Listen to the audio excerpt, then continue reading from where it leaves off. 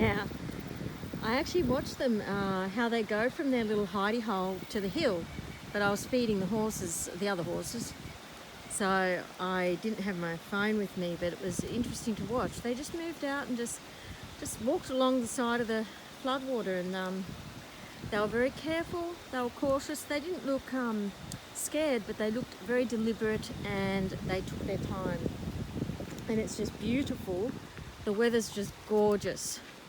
It stopped raining, the sun actually came out. Let me put it up here and show you. I don't know if you can see it, but that actually, I felt heat on me.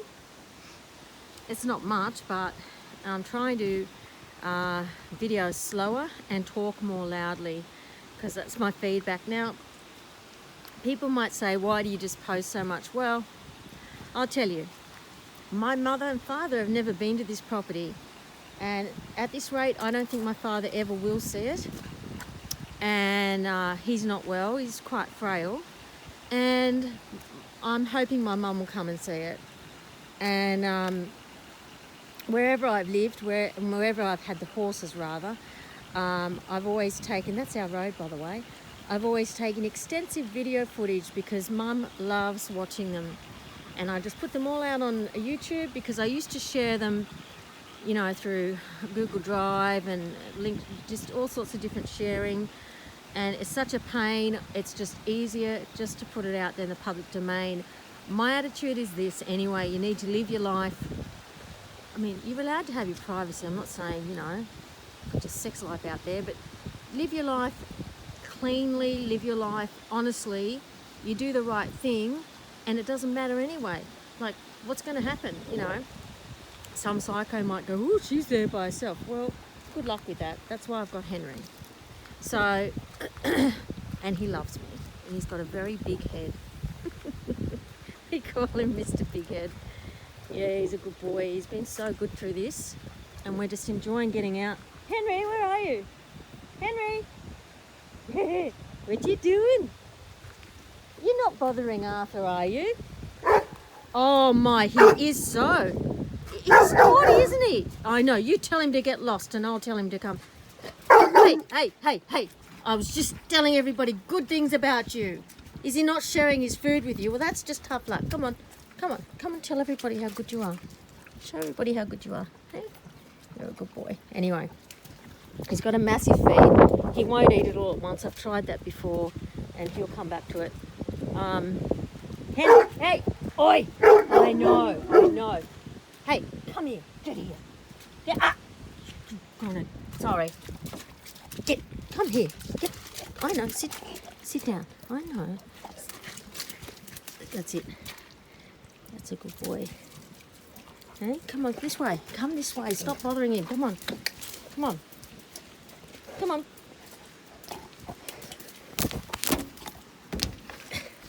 Sit down. Sit. Don't jump on me. I've got dirty. I haven't got enough clean clothes. It's too wet. Now I've got a big paw on me. Very naughty boy, aren't you? You good boy.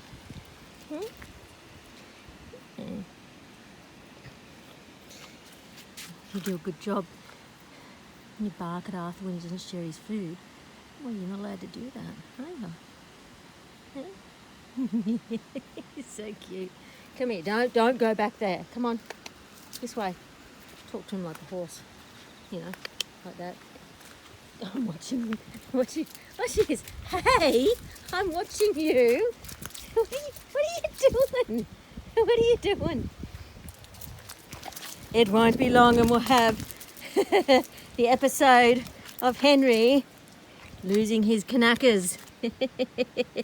Yes, we will. Let's just make sure we can get it. Hey, I'm watching it. He's going to tell you off.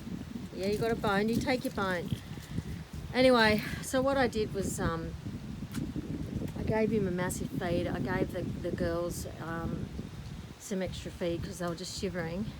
And he won't eat all that in one go, but I just thought, I'm just finding it really hard with this rain, and so are they. And just give them some calories. And oi, I'm watching you. What you doing? don't go over there. Yeah, I know we get leeches. We get everything, don't we? So he's not dropping as much food. He's got his big buckets, and that's helped. And I've got this consistency. That's kind of the best consistency I can get to. He's actually got quite a bit of stuff in there. There's a copper sunk to the bottom. Come here, come away from me. Doesn't like it. I said no, come here. And I mix it all through with chard. And I just kept adding pellets to the top just give him extra to come back to. I did the same for the girls. I gave them an extra dipper of pellets. So yeah, very happy with my road and my waterfalls and living here. I love it. I mean, as I said, I don't like the pressure from some of the neighbours, but the rest of the neighbourhood's bloody fantastic. Really nice community. Everything I wanted about living here. People that understand what it's like and the stress of having livestock and, you know, expenses associated with them. And these two girls love them to death. Don't worry, I'll work with Halo every day until the farrier comes next Tuesday. He's booked in. I don't know if he's going to be coming somehow. And they'll be flooded in too. And I can't even get over to Halo. Yeah, but this is nice. I love it. All receding and all washing away. And he's just running up. He's just really enjoying having a really good time. I'll just take a good shot of this first before I go down the other end and show you the others. Just love that. It's just beautiful, that winding valley. It's just heaven, and this water course is so clear. It's just, I mean, it's obviously it's carrying mud with it, but the actual water itself, there's freshwater mussel. I know I've talked about this, my neighbours, their conservation, and we're E3, so we need to be very careful. And this water feeds the town water supply. So, you know, got to be very careful of waste and... I know, it's good, isn't it?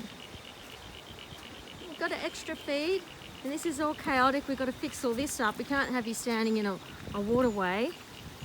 But we'll fix all this up now we know what happens. When Sophia and Alex come back up, we'll get them to help, hey? And look at this. It's just amazing. Because my excavator guy, we did think about going up there, and he suggested to go up there, and he's so right, because the water's not coursing down there, but it's coursing all down here through this gully. It makes complete logic. There's Cleo. No longer shivering. Having your num-nums? She's a good girl. Oh, geez, damn. That cap's come off that star picket. I can see it. I'll pick it up when I finish this. Penny, who's nearly 30. Terrible fence. I know it's everywhere. I need help to fix it, and we need dry weather. And I've turned off the electricity because I don't think it'll be charged by now anymore. That's why I turned it off, just to preserve the battery. Okay, so I'm walking through like a little mini... He's happy. Okay, well, walking to a whole puddle thing. I'm not going down here. I've walked down here when it's wet, and I slipped and landed on the middle of my back, and I thought I broke my back. It was a very painful experience, and my back's only really just recovered. It took quite a while. So that's over there. You can't normally see it, but there's a waterhole over there, and I have got other footage of that waterhole from being over there.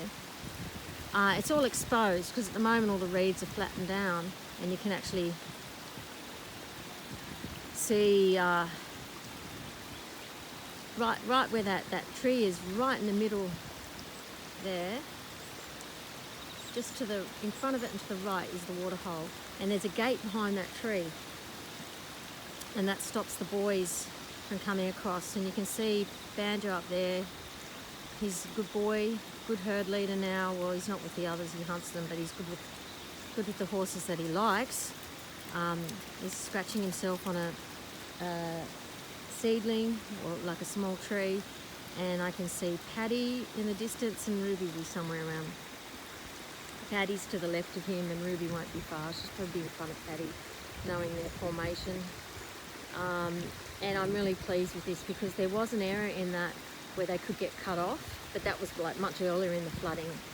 But they've obviously, I'm not so worried about them anymore. I mean, I'm not complacent, but yeah, it's really good. So, and it's come down from this side, that was flooded on this side of the creek.